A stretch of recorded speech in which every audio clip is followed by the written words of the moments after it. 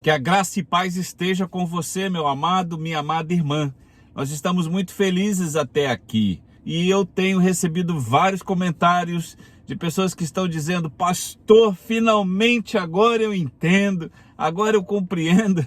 Coisa que para mim era muito difícil e agora se tornou fácil. Eu estou entendendo as coisas da Bíblia, principalmente a respeito do tempo do fim. Isso é muito bom, isso é muito bom. Eu glorifico a Deus por isso, eu estou muito feliz, sabe? E eu recebi uma mensagem de um que mexeu comigo quando ele disse: pastor, eu estava afastado e depois que eu assisti os seus vídeos, eu voltei para Jesus.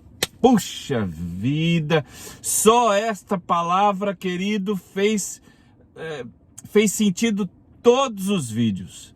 O objetivo principal é ensinar, mas também de trazer pessoas para Jesus, porque o tempo está próximo. Glória a Deus por isso. Eu quero, antes de começar este vídeo a respeito dos selos, eu quero passar para você algo importante. Primeiro, eu sou um pastor que tem uma convicção muito clara que Jesus Cristo voltará no meio da tribulação. Ali, 3 anos e meio depois de iniciado, Jesus Cristo volta. Porque entendo que a igreja não passará pelos últimos 3 anos e meio da grande tribulação. Creio que o propósito da grande tribulação não é esse. Não é esse. O propósito é a conversão dos judeus ao Senhor Jesus. Amém? Então vamos lá. Compartilhe este vídeo. Faça seus comentários, isto é muito importante para nós, porque fazendo assim, esse vídeo vai atingir outras vidas, vai atingir milhares de pessoas pelo Brasil e até pelo mundo, pessoas que falam a língua portuguesa. Compartilhe o vídeo, divulgue para os seus amigos, coloque nos grupos do WhatsApp e não se esqueça, querido, nós criamos um grupo no Telegram. Você que quer os nossos slides, basta entrar no grupo, participar das conversas e no topo do Telegram, lá no topo do grupo, vão estar os links dos slides para você clicar e baixar, tá certo? Então, vamos lá. Os 7 selos do Apocalipse.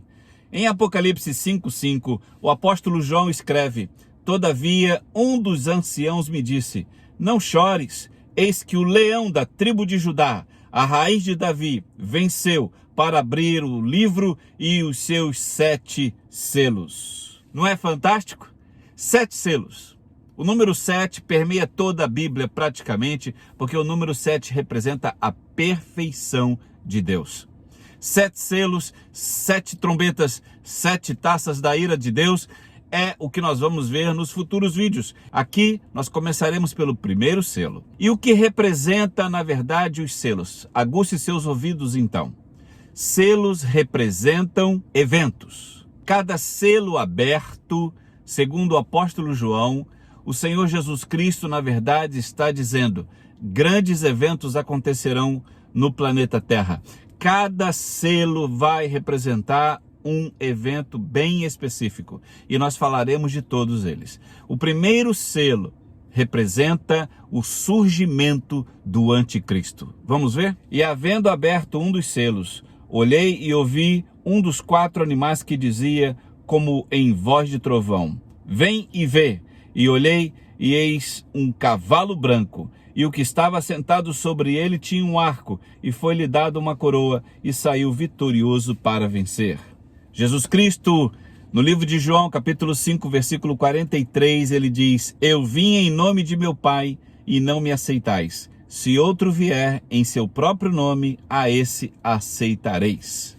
Então, o anticristo é uma pessoa, não é um sistema, é uma pessoa. Ele então se revelará ao mundo. Creio, é a minha linha de entendimento, que a igreja vai estar aqui ainda e que nós vamos enxergar o anticristo, vamos ver a face dele. Isso é importante, porque demarca a abertura do primeiro selo. O primeiro selo, então, é o surgimento do anticristo. O primeiro versículo que nós lemos mostra que ele é representado por um cavalo branco, um cavaleiro no ar, com um arco na mão, que saiu para vencer. Alguns faziam uma interpretação equivocada, achando que esse cavaleiro no cavalo branco seria Jesus Cristo. Mas não, ele representa o anticristo. Por que que ele sai vitorioso para vencer? Porque durante os 7 anos, principalmente os 3 anos e meio iniciais, é exatamente isso que vai acontecer. Ele vai sair vitorioso para vencer. Porque uma coisa vai acontecer profeticamente quando este homem surgir. As nações darão a ele poder. Vamos ver isso? 10 nações ou bloco de nações entregam o poder a um homem de política e liderança admirável. Como isso vai ser possível? Isso só vai ser possível porque a ONU, a Organização das Nações Unidas, irá reformular a sua estrutura para isso. Hoje existem 15 cadeiras na ONU, aonde os países sentam e você sempre vê lá com a plaquinha do nome do país e a pessoa com fone de ouvido. É claro que nem todos os países estão ali. Então, como é que a ONU faz? Ela reserva 5 cadeiras cativas.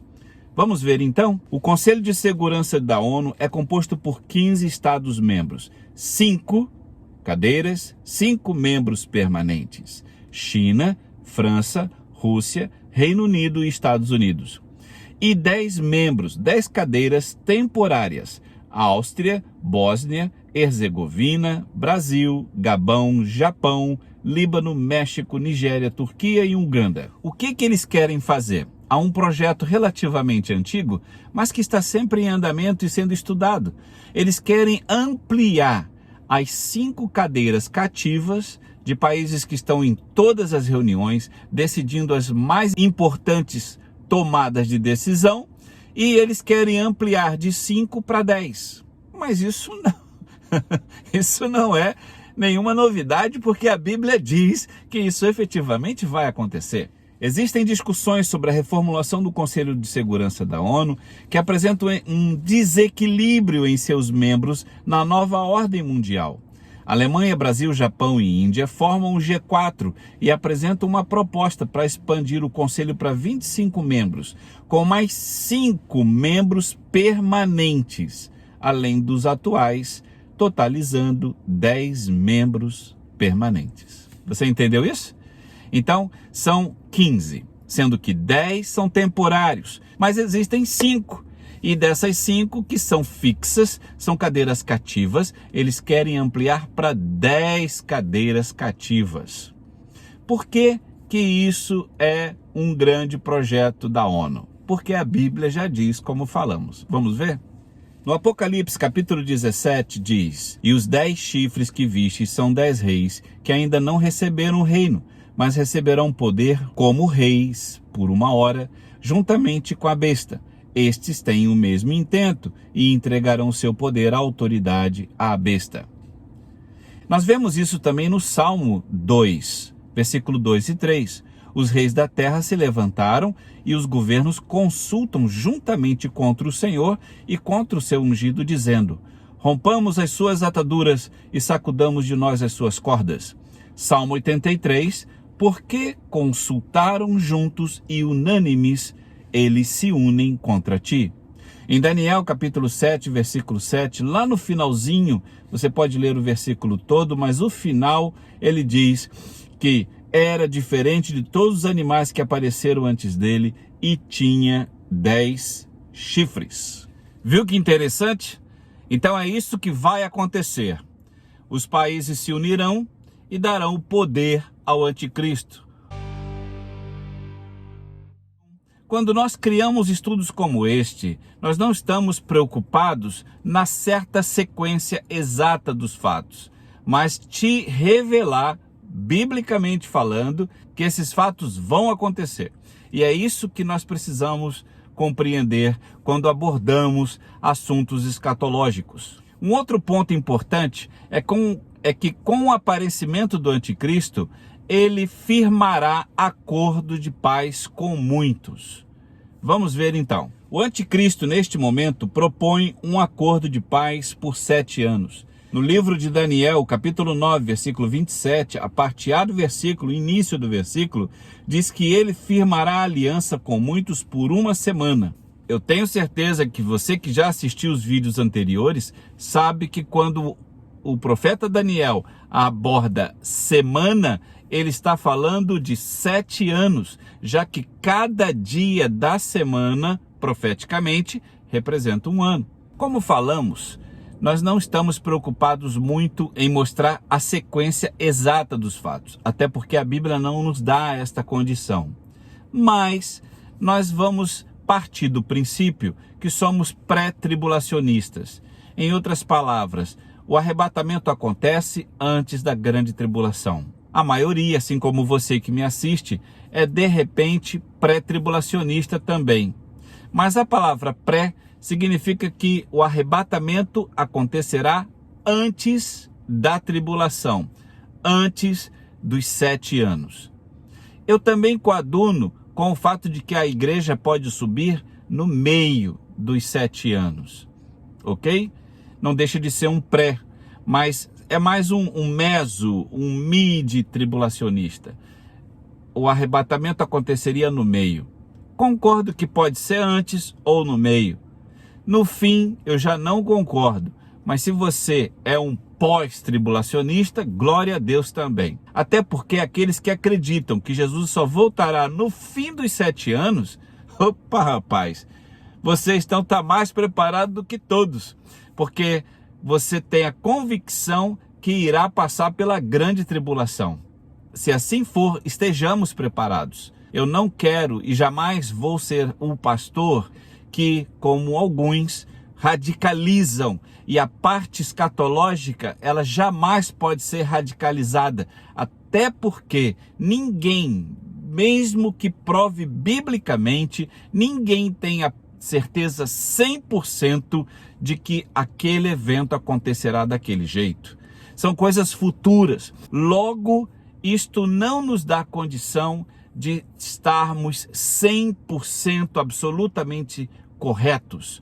O fato é que nós entendemos que a Bíblia nos dá base para sermos pré, meso ou mid ou pós-tribulacionistas. De todas as formas, você é um salvo em Cristo Jesus. Você está aguardando o soar da trombeta. E é isso que importa. É isso que importa. Que a escatologia jamais possa ser algo que divida, que separe, que afaste, que cause intrigas entre cristãos. Jamais isso pode acontecer. Se você tem esse pensamento radicalizado, tire isso da sua mente. Isso não vem de Deus. Nós queremos nos unir, a despeito, quem sabe, das visões diferentes da escatologia. Tá certo? Então, queridos, pensando que somos pré-tribulacionistas, o arrebatamento da igreja, ele se dará antes da tribulação. Existe uma passagem muito curiosa e interessante quando o apóstolo Paulo fala aos Tessalonicenses, e ele diz assim: "E agora vós sabeis o que o detém, para que a seu próprio tempo seja manifestado, porque já o mistério da injustiça opera, somente há um que agora resiste, até que do meio seja tirado." Esta passagem, ela tem diversas interpretações, mas eu quero me posicionar a respeito dela. E quem sabe você coaduna com esta mesma ideia. Quando a Bíblia fala que existe um que ainda o detém o mistério da injustiça, creio pela fé que ele está falando da igreja. A igreja ainda é como se fosse um remédio para o mundo, para evitar que a febre suba, para evitar que as coisas eclodam, para evitar que o anticristo se manifeste com poder, assim como a Bíblia diz que ele terá. Creio que podemos ver a face dele, mas não creio que nós veremos a atuação plena dele. A igreja será retirada. Por isso que ele diz aqui nesta passagem que há algo que ainda o detém. Creio sim que quando a igreja for arrebatada, que a palavra arrebatada quer dizer tirado com força, aí o mistério da injustiça terá plena condição de agir no mundo.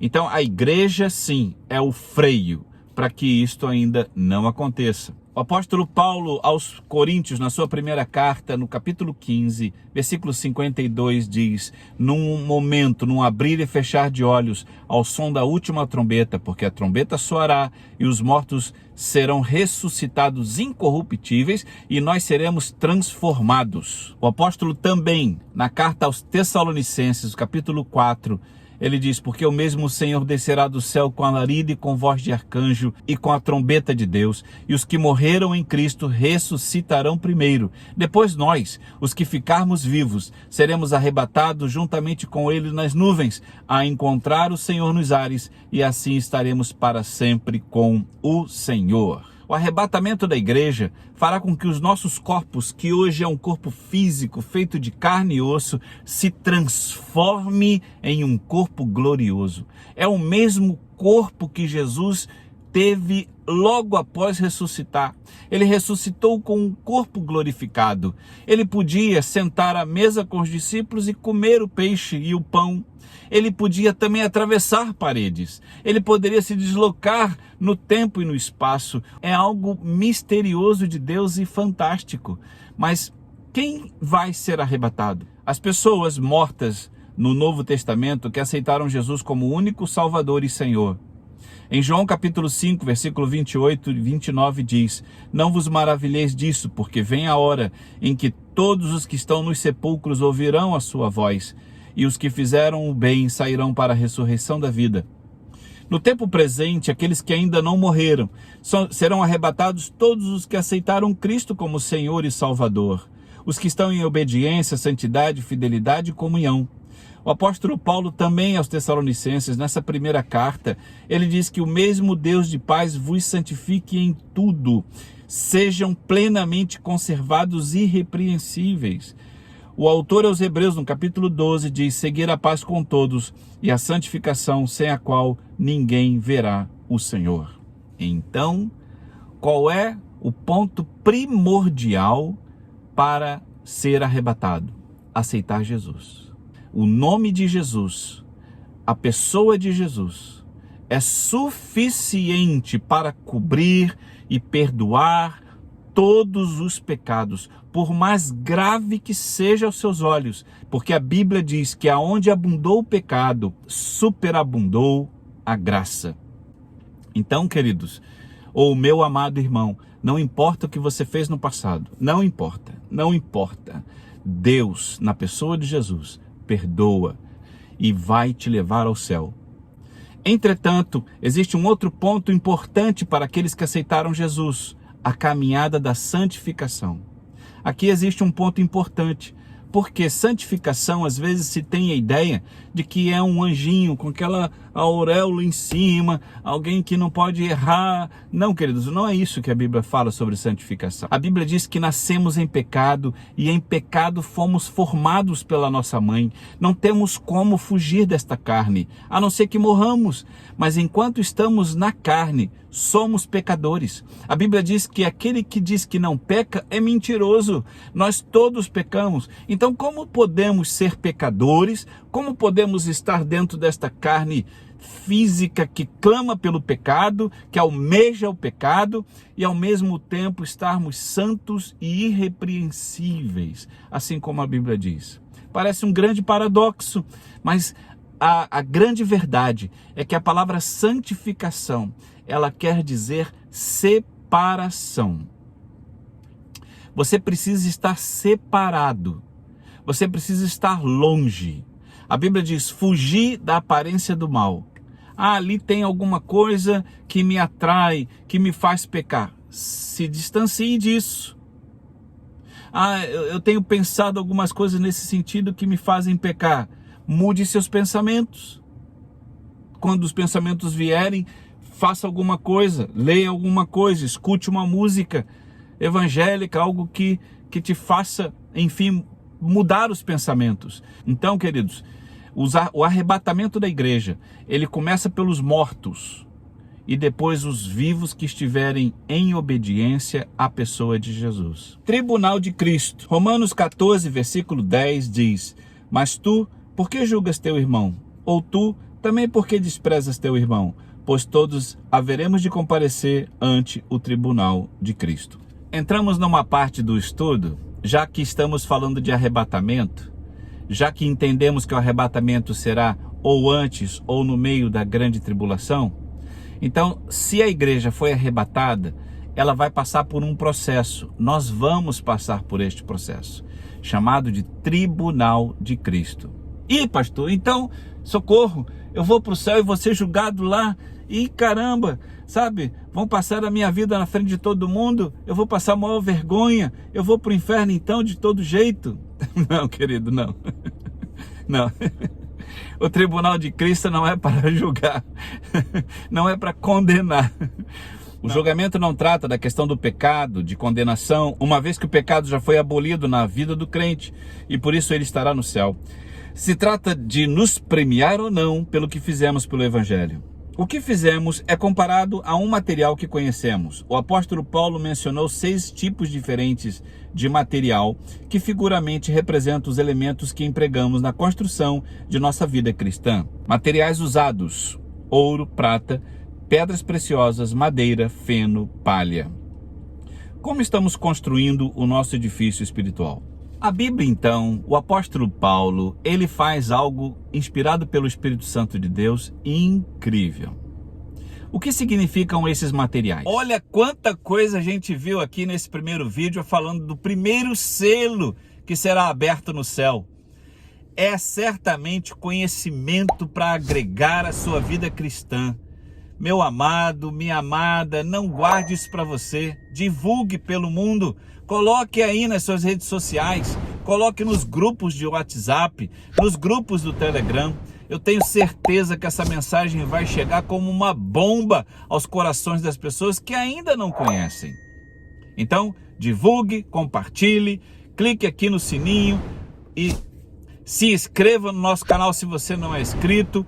Marque o sininho para receber os futuros vídeos. Estamos ainda no primeiro selo. Ainda faltam 6 pela frente. Ainda faltam 7 trombetas e ainda 7 taças da ira de Deus. Certamente é um conhecimento maravilhoso que deve chegar ao seu coração e no coração daqueles que precisam do Evangelho. Nos vemos no próximo vídeo.